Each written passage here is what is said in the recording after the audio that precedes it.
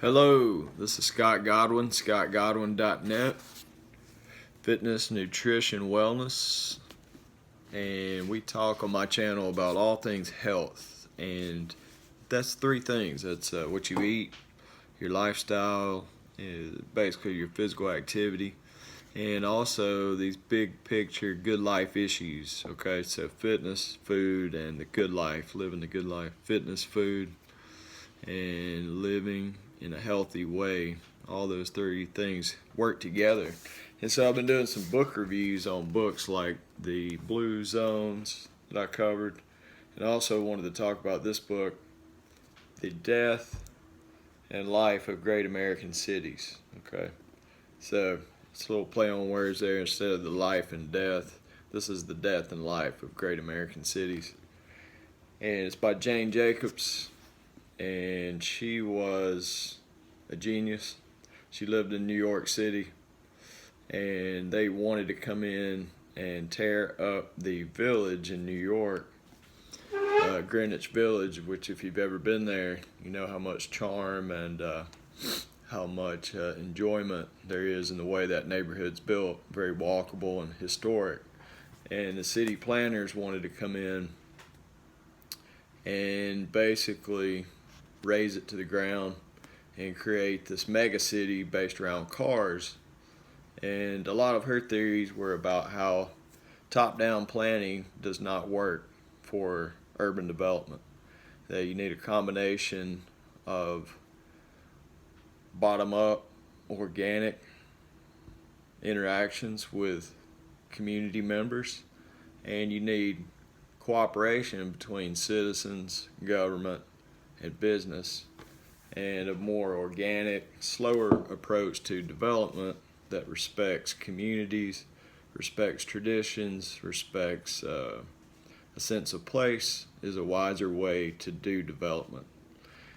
Now, anyone that's traveled around America has noticed that things look very similar. Things are similar in Arkansas to how they are in South Carolina to how they are in Utah as far as our development.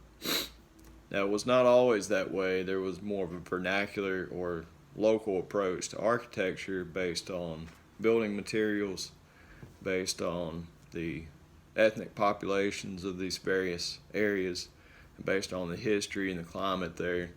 But with this great standardization of American life that started really 100 years ago or longer, but particularly after World War II, everything really started to look the same, feel the same, and there was not enough of a respect for local culture. The reason I'm talking about this book and the reason I care about this issue is in the intro I mentioned that the videos that I produce, I try to help people be healthy and think about health in a comprehensive and integrative way. And in order to do that, you have to think about, yes, fitness and your physical activity and your food, your diet, of course, so your activity and your eating. But then that third thing that I talk about a lot is, living the good life. I used to call it wellness, now I call it the good life.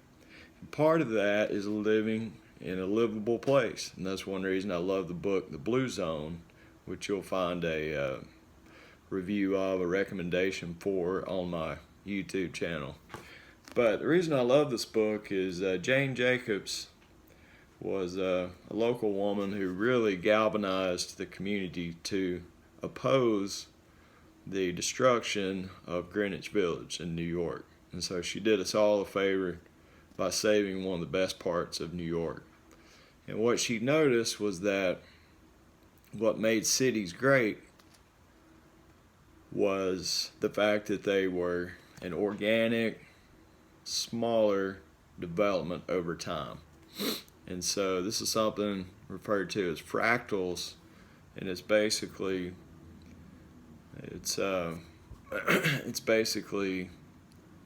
imperfectly perfect places. It's a little bit difficult to explain unless you see it, but if you ever go walk around in nature, you can see that with a little bit of management, land is very beautiful because there's an interaction between all different forms of life. And even wildfires, for example, are natural. So, applied to cities, if you come in with a top-down approach and you have this overly industrialized, overly planned approach to how the community will develop, it usually will not work. Okay, but unfortunately, back around the time of World War I and II, in the first part of the 20th century, there was an idea that go big and go home. That you had to go big or go home. That everything needed to be big. So you had these big organizations, big planners, big industrial scale processes. And one of those things was to go in and just tear down cities and start from scratch. So this book does a good job of explaining why that does not work. I like the book because she talks about how cities are not necessarily bad or good. They're like people. Some people are good, some people are bad. If you think about stuff like religion, it can be really good, generally it is, but it can be bad. So cities the same way, just like anything else. It's not a matter of saying cities are bad or we need to get rid of cities. Cities are here to stay, and they've always been here. So it's a matter of making the city the best it can be, and she talks about that in this book. And the way you do that is based on a sense of respect and humility and a gradual approach to development and change, and particularly an emphasis on the local, which I love. Even in agriculture, if you apply the same principles she applies to architectural development, you can see that local agriculture is better for us and it's better for the environment. You don't have to use as much Roundup and pesticides and that sort of stuff. So local is almost always better. Even in political governance, things that are done on a local level are usually done better. I mean, this goes way back to the Greeks. They knew this. It's always been true. But Jane Jacobs is a neat lady because she had no formal training in urban and town planning. She was a genius. And just like so many people throughout history, William Faulkner, for example, the great Southern writer, he never finished college, and he's arguably the greatest writer in American history, one of the greatest. So Jane Jacobs the same way. She understood that you can't do a top-down city. You can have some input from the top, but she really emphasized the fact that you need a comprehensive approach to development, to your cities that involve people on the local level. You act more on what you don't know versus what you do know.